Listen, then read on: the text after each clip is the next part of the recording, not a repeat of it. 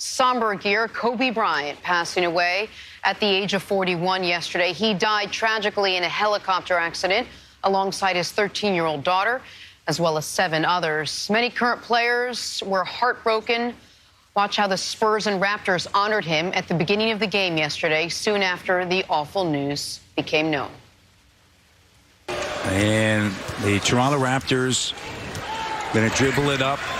There's a 24-second shot clock. And, of course, Kobe Bryant wore number 24. And I wonder if that is what is happening in honor of him. 24-second shot clock expires.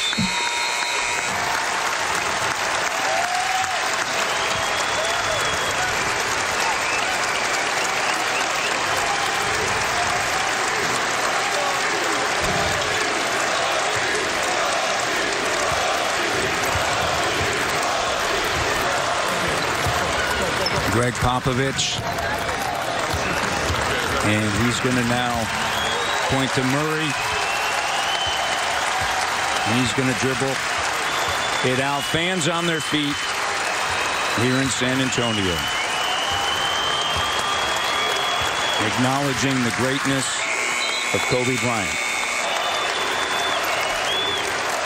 I watched that all day yesterday. It gives you the chills to watch it. That was the start of the Spurs-Raptors game, and a number of games actually did something of the same sort to pay tribute to Kobe Bryant yesterday. Sports Illustrated senior writer Chris Mannix, you've spent your career covering this sport. What are you going to take away from covering the career and the life of Kobe Bryant? It almost felt to me like there were 2 iterations of Kobe Bryant. There was the guy you covered for maybe the first 10 years of his career, through the first level of championships, through the incident in Colorado. And then, you know, Kobe was a more guarded guy back then, early in his career. But then it seemed like maybe 06, 07, a year around that time, he kind of transitioned into a much more open figure. And it seemed like around then he started to get the media, and he started to get the value of kind of shaping the narrative to a degree.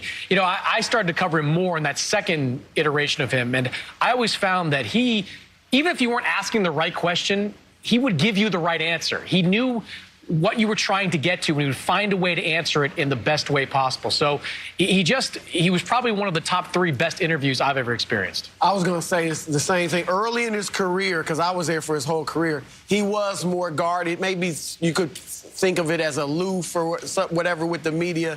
And then you could see in the middle of his career, he just began getting more and more comfortable with the media. And toward the end, I mean, he was tremendous with the media. I think he enjoyed conversations with the media because I think he enjoyed intelligent discussion. You know, I really do think he felt that way. And so he would challenge you, too. I remember one time I wrote an article where an assistant coach anonymously from another team had said, yeah, we want Kobe to shoot. You know, they're easier to guard when he's shooting too much and not getting his teammates involved.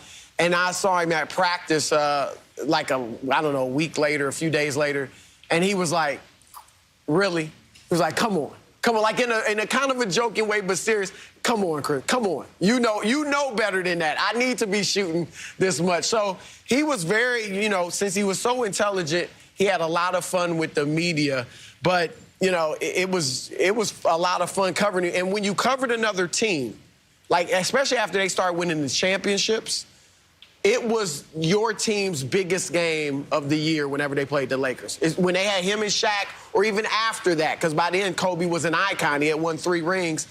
The circus was coming to town when the Lakers with Kobe came to play your team. And you mentioned the kind of 2 different personalities. There was, I would even add maybe a third to it, which was at the very end, the last few years of his career, where he started, almost in a charming way, cursing during interviews, where he started really being much more candid than you almost ever hear from superstar athletes. Like the beginning of his career, he almost had, I felt, the Tiger Woods approach, and they're around the same age, which was, I'm not going to say anything that's going to have, that people are going to be able to use against me. He then, after he had, as you mentioned, the incident in Colorado, and then the time kind of in the NBA wilderness to a degree where every day it was, how many points is Kobe going to score? That was the story more so than are the Lakers going to win, because you knew those teams with Smush Parker and Lamar, they had a Sasha Vujacic, they had a defined ceiling.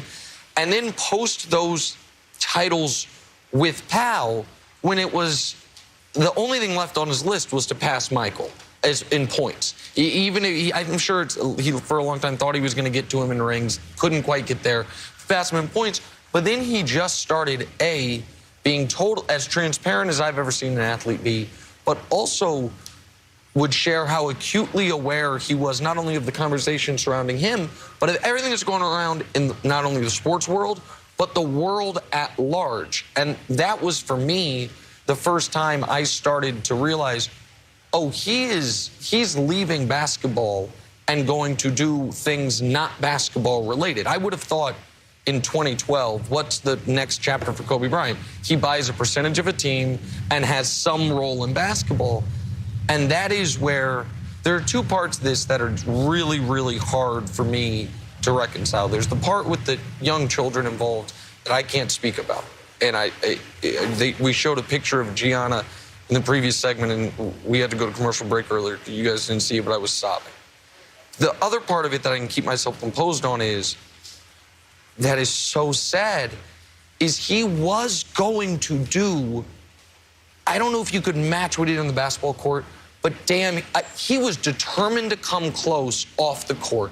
And it was a hell of a start. How about an Oscar off the bat and work backwards from there? And it wasn't just, can I get to $1 billion? Sure, I mean, he would have if he didn't. But it was, can I master another field? And that, I think like Bill Bradley was an NBA player and then, U.S. Senator. Right. And ran for, there's very few people who have had a second act rival their first act if the first act was great. His first act was one of the greatest, and it was just in the beginning of the second act, and we'll never know. You both spent so much time interviewing NBA athletes. Was there something about Kobe while you were interviewing him that you thought, he's so good at what he's doing now, but you could just tell there's going to be a second chapter? You could tell he's so smart and he's so seemingly connected. There's going to be something bigger, if not as big as what he's done on the court. You saw bigger, but at the time, around Kobe's head, I thought he might become Joe Dumars and run an NBA team. Yes. And do that. You could see his mind working and being able to build a winner. Anyone that says they saw coming what Kobe did is just straight lying. Him going out there and starting a multimedia company and opening a publishing house and seeking out Oscars and Emmys and then having one basketball academy, then another basketball academy. I mean, he took a completely unconventional path. And I'm with you, Nick. It was just beginning. Like, he had built such a strong foundation. There are so many projects in the works right now with Kobe's media companies and his publishing house. Some of them may never see the light of day now, but many of them will come out over the next year or so. He was building an empire. He was doing stuff. And you mentioned Bill Bradley. It's an interesting comparison. He went a different path. Maybe not since Bill Bradley have we seen a player do something completely outside the box in the way that Kobe did. What I knew from interviewing Kobe and just learning about his life, he was intelligent enough to do whatever he wanted after basketball. But, as I said earlier, I didn't know that he would, because I felt like he was so focused on the game. Like, this was so important to him that I was concerned about his transition after basketball. I didn't think he'd find anything that fulfilled that competitive desire for him. And he moved on. His transition from basketball to life after was as smooth and seamless as any I've seen, and as impressive as as I've seen. And now I look back and there were hints, because he had talked about, as I emailed him with him about a documentary he did called Muse. I think it was on Showtime, and just comments he made about his sneakers. You got my new sneakers. He took so much pride in everything he did and the things he did off the court, that once he was done playing, he was like, okay, I'm done with basketball. That chapter's over. I am 100% focused on my next chapter, and that's why he could be so successful. And except, of course, and tragically now, it did feel like he got the basketball fix via his daughter. Right. And via coaching her and trying to help teach her to be as great as he believed he could be. And that ends up ending as tragically as it possibly can. You know what he was never, ever going to do? This. He was never, ever. You saw, he did a couple of those TNT. He could have been tremendous. He saw a couple of those TNT. He was on TNT a couple of times. He'd be sitting like this. He'd be like, what am I doing here? Why am I talking about this dumb stuff? Right. Earlier in the show, we shared some heartfelt sentiments from Shaquille O'Neal, Kobe's teammate for so many years. Shaq's son, Sharif O'Neal, weighed in with this emotional tweet explaining how his father's old teammate would check in on him constantly. He said, I'm crying while reading these messages over. Even when I was at my worst, you checked in on me so often. I really appreciate you for that because I needed that so much.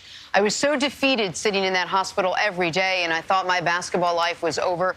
You brought a smile to my face. Thank you. Love you.